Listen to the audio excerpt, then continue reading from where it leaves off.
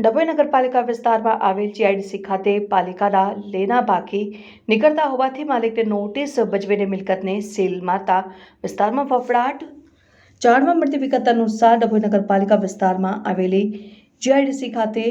મંગેબેન ચંદુલાલ પંચાલની મિલકત નંબર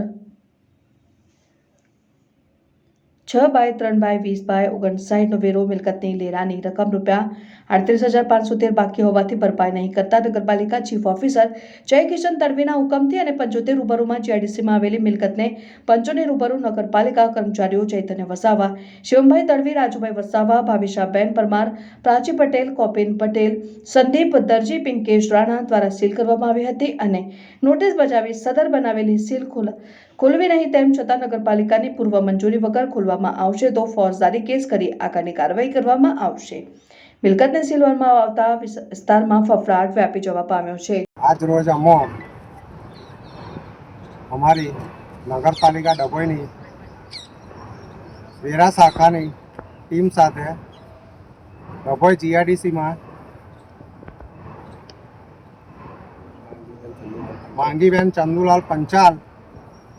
જેઓનો મિલકત વેરો 6/3/2059 તથા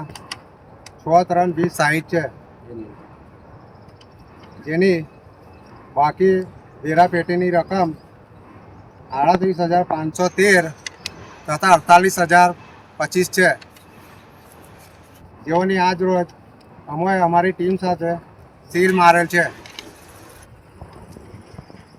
વધુમાં ડભોઈ નગરના તમામ બાકીદાર નાગરિકોને જણાવવાનું કે પોતાનો વેરો નગરપાલિકા ઓફિસે આવી ને ટાઈમસર ભરી જાય, નહીં તો એમની પર પણ આ રીતે કાયદેસરની કાર્યવાહી કરવામાં આવશે.